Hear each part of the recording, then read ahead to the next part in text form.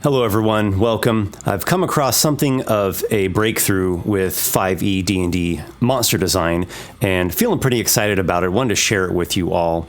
So I'm always creating monsters and classes now and kind of all sorts of content for 5e, but especially monsters. Something that 5e is not particularly good at, or at least just doesn't have, in its bestiaries, are hordes of monsters. It's not particularly great at handling battles where there are tons of monsters on the battlefield.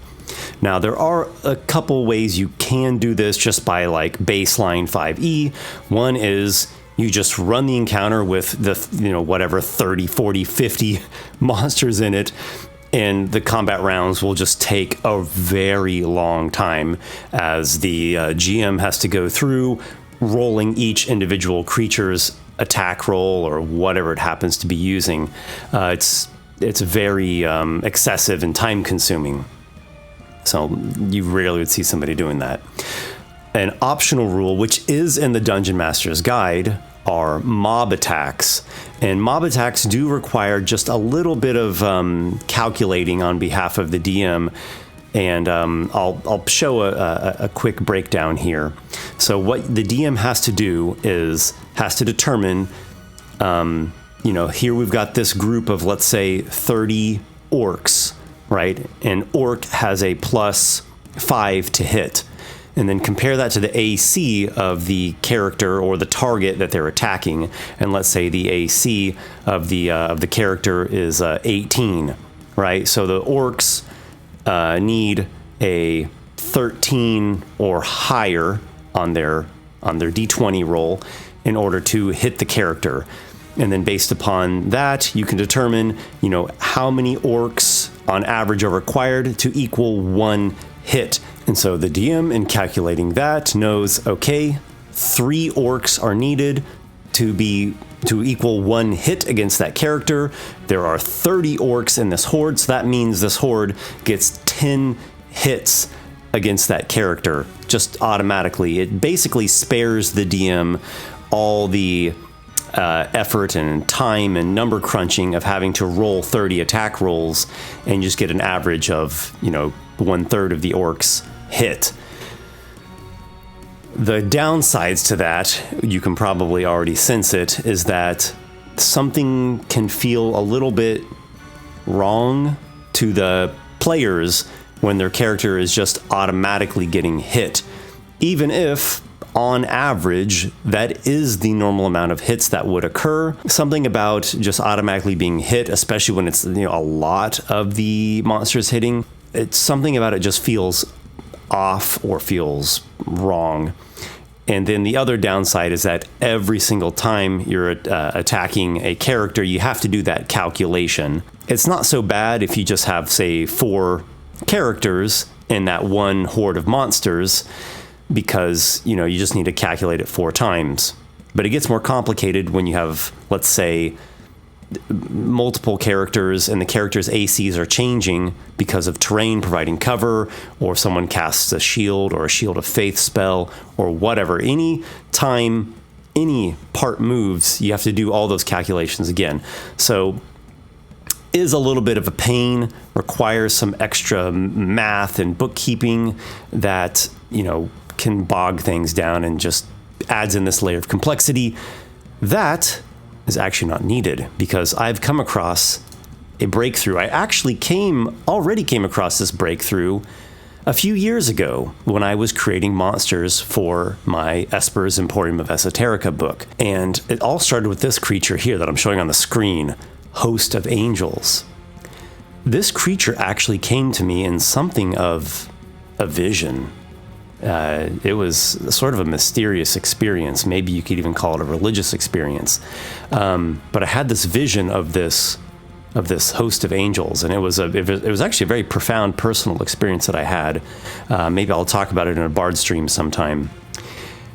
And it also gave me, as kind of a secondary benefit, this sort of breakthrough with game design. I know those things at first do seem a little oddly disconnected, but they're actually quite connected as far as I'm concerned, because I believe that the role-playing games have the potential to give us this wondrous experience where we do immerse into another world for a time via our imaginations and our shared storytelling, and the the social experience that we're having is sort of like being in a different world. You are in a different world, even if you're in the same room, compared to if you're by yourself or if you're with a group of people doing some sort of social immersive experience. Same place, but the realities are just so vastly different. Anyhow, so what was the breakthrough? The breakthrough was that we can make something like a swarm, but composed of, say, medium-sized creatures. So there are actually 3 Horde monsters in the Emporium. Each of them has a descriptor right in the stat block of how to run the Horde. The idea is that the GM can run a horde of monsters without having to use excessively time-consuming resolution mechanics. So, just using this host of angels as an example, it occupies a 30-foot cube. It's this gargantuan, you use just one gargantuan token that represents the Horde. Now, this is, somewhat abstracting. We could, of course, imagine that some of the individual angels are, kind of nearby, and just the gargantuan size token, let's say, being occupied by the Horde, that's just where the majority of its mass is located. Okay, so it occupies the 30-foot cube. It can share the space with other creatures. So a Horde can move into other creatures' spaces, enemies or allies. Well, you could always move through ally spaces, but here it specifically says it can share its space even with enemy creatures. And then enemies treat the space as though difficult terrain. There's a lot of bodies there. It's hard to move through, especially considering that they're your enemies, right? So they're trying to make it difficult for you. The Horde itself, it can move through any space that's large enough, any opening that's large enough for a medium creature to go through. Makes sense. They just like how your party would walk through a door. The host can take 1 reaction per creature's turn in combat. This expresses how there are lots of different creatures, so they're all going to be having, chances to react, make opportunity attacks, etc. No effect, positive or negative, functions on a Horde unless that effect applies to at least half of the Horde's space. The exception is damage or healing, which function normally. So just unpacking that a little bit, damage just works normally, just like attacking a regular creature, just like attacking a swarm. You're shooting your arrow into a horde of orcs, and even though that just chipped off, 1d8 plus 3 damage off of the Horde's total hit points, we can imagine that you've wounded an individual orc, or maybe slain an individual orc out of the Horde. Healing as well is going to function normally. No effect, positive or negative, functions on the Horde unless it applies to at least half of the Horde space. So let's say you have an effect that petrify, it says petrify 1 target, or charm 1 target, or frighten 1 individual target. That's not going to work against the Horde. Yeah, maybe we could say that you charmed 1 individual orc out of the Horde, or 1 individual angel in this case, but that doesn't matter when the other, 95% of the Horde, which, is representing, let's say, dozens of individual creatures, the overall Horde is still going to function. So you would need an area effect that is affecting at least half of their space. So something like a hypnotic pattern or slow, where it's like this big radius or cube where you can actually get at least half of the space of the Horde. Then you could apply those kinds of effects. And then, of course, each Horde is going to have its different unique features and traits and special abilities and its attacks. much like with a swarm, it will make half as many attacks when it's at half its hit points or lower. You'll see it right here in the multi-attack line.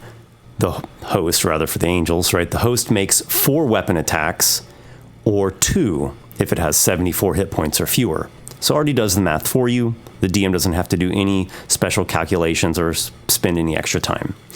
It can swap any of these attacks for an innate spell. And the attacks always have these sorts of names, right? Radiant blades, arrows of light. And we understand that an attack by a horde really is representing multiple creatures, you know, swinging or striking or shooting with their weapons. And if the horde is at half hit points or less, it's making half as many attacks because the horde's getting thinned out. There aren't as many creatures anymore, making their attacks. So that's the host of angels. There's a couple more in the Emporium. There is the Pernicious Mist, which is sort of a gargantuan horde of ghosts, of misty ghosts. And then there's also one that I've already showed off on a previous video. It's one of the undead elementals. It's the Bonefire right there. In the newsletter that I just put out last week, my monthly Scrolls of the Bard newsletter, I had a horde in it. So I'll put a link down in the video description. If you don't have that newsletter yet, go grab it because there is the zombie horde. So with the zombie horde, I was able to make the horde verbiage, the mechanic, even tighter and smaller. One of the reasons for that is, unlike those 3 in the Emporium, it's not like a flying horde of things, or like with the Bonefire where it has like this area of flames rising up. So I didn't even need to use that verbiage at all. I was able to simply say the horde can share its space with other creatures. Enemies treat the space as difficult terrain, can move through an opening large enough to fit 1 medium creature. It takes a reaction each creature's turn in combat. No effect. Can function against it unless it applies to at least half the horde space, except damage, which functions normally. I didn't put the healing in there. Maybe I should have. A lot of things don't heal undead. It's very rare that like a magic effect heals undead. So I figured, why not? I'll just trim that part off. It has a stench effect. When a creature starts its turn within 10 feet of the horde, that creature must succeed on a con save or be poisoned until the start of its next turn. If a creature does succeed on the save, it becomes immune to the zombie horde stench, really to the stench of all zombie hordes for 24 hours. Has the typical undead fortitude trait that we know and love of 5th edition zombies. For a multi-attack, it has slams, and it has this grasping hands thing where the horde tries to like grapple and pull down to the ground an enemy, and then it goes and makes the slam attacks. So really tried to express some of the characteristics that we think of when it comes to a zombie horde. They want to swarm around you, pull you down. D&D zombies are not modern day cinema zombies. That's sort of a misnomer. What we see in modern day cinema really are ghouls, but some reason somewhere along the lines, movies, it might have been Return of the Living Dead, I'm not sure though. Somewhere along the line, movies started in like the 80s or something, calling ghouls zombies. But D&D sticks to tradition. Zombies are zombies, ghouls are ghouls. They have some similarities, but ghouls are the flesh-eating things. And yeah, so I was quite happy with this. Go check out the newsletter if you don't have it yet. That zombie horde's in there. It's even in the free version of the newsletter. There's also this zombie soldier that's in there as well. If you are a patron of mine, the Lore Keeper tier, like the $5 a month tier, there's like 4 other zombies. There's a shipwreck zombie, a alchemical zombie, a bog zombie, and a zombie champion, as well as some sample encounters that I statted out and gave like a little description of for zombies, and a zombie poem that I crafted, and I'm quite happy about it. I'm also working on another horde, an orc horde. So I might actually put out a template for what I'm doing to make these hordes. Sometimes the template applies pretty easy. It's very straightforward. Other times it's not so straightforward and requires a bit more like artistry and creative crafting. But for like simple monsters, the template works pretty good.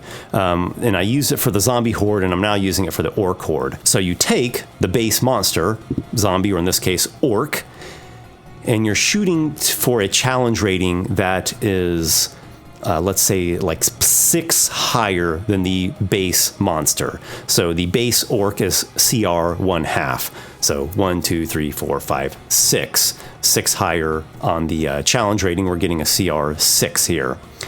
And I compared it to that mob attack mechanic, and it does indeed represent about like 24 of these monsters.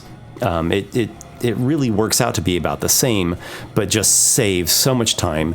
It's much more efficient, and it just has these cool, evocative, thematic mechanics that the GM can play out. I'm a big fan of things like that in D&D. Anything that can make the DM's job more efficient, more practical, more simple, and at the same time, lend to the immersion and the storytelling, lets the DM focus more on, creating this engaging experience that everyone can get immersed into. So, yeah, the horde itself usually is like a huge size of medium creatures. You could also do a gargantuan size of medium. You could also do a gargantuan size of large. I'm thinking about doing an ogre horde. Anyhow, so it's like a CR 6 higher than the base monster, and then the main attack ability, so strength in this case, you want the modifier to end up being 3 or 4, maybe even 5 points higher than the base monster. So like a base orc does have a +3. It's pretty good for a CR 1/2.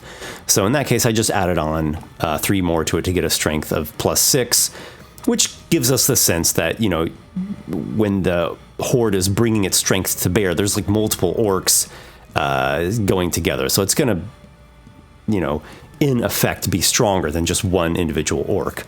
The zombie horde has like a +5 strength compared to a +1 of a regular zombie. So about around there. If it's a dexterity attack monster, I would probably do the same thing for the dexterity. I'd probably bump the dexterity up to where it's at like a +5 or a +6. So have that same horde mechanic. That's just like the core mechanic of the hordes. Kept the aggressive trait of orcs. Has the axes and the javelins, those typical orc weapons. It will make, on the multi-attack, it will make 2 attacks or 1 attack if it's at half its hit points or fewer.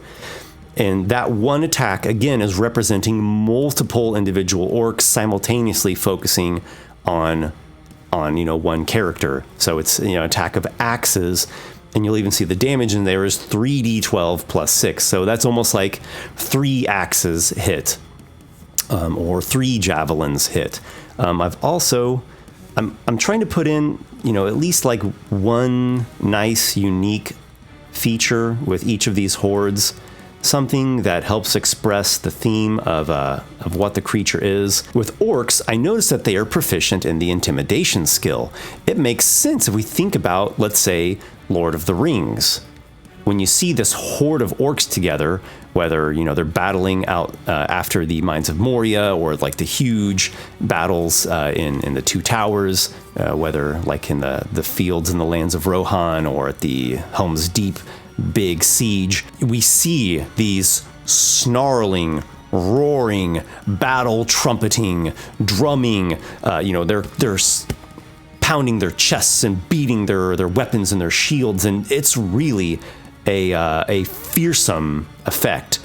So as part of the multi-attack, the horde does this battle roar and can attempt to frighten the characters before it goes in and makes the attacks with the weapons. And just like that zombie stench, if a character does save against the effect, they become immune to the battle roars of orc hordes for 24 hours. So feeling pretty happy about that. Anyone who watches my live stream campaigns just might be seeing the orc horde in action in the very near future. So that's what I got. Enjoy the zombie horde. If you have the Emporium, enjoy the hordes that are in there. If you don't have the Emporium, there's a free preview sample you can download. It has 38 pages, and it does include those undead elementals in it, along with a number of other things. Or if you're feeling saucy, feel like showing me some love and support, you can get the Emporium. There's a PDF version. There's also a hardcover. I'll have the links for everything down in the video description.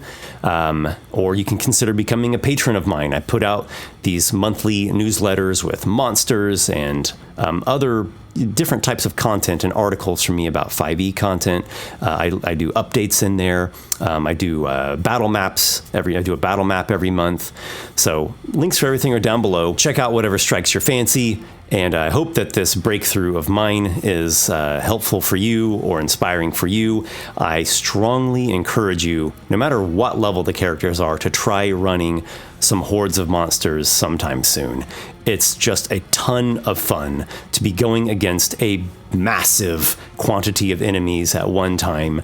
Especially if the DM does some good job describing all the, dozens of different individual enemy units that are on the scene. As much as it can be really cool to have skirmishes against a few monsters or this epic duel against one monster, a horde is just something that we've seen so much in movies and literature and games, and it adds a wonderful element, a lot of energy into a combat encounter. So that's what I have for now. Thanks as always for watching, and may your adventures be many.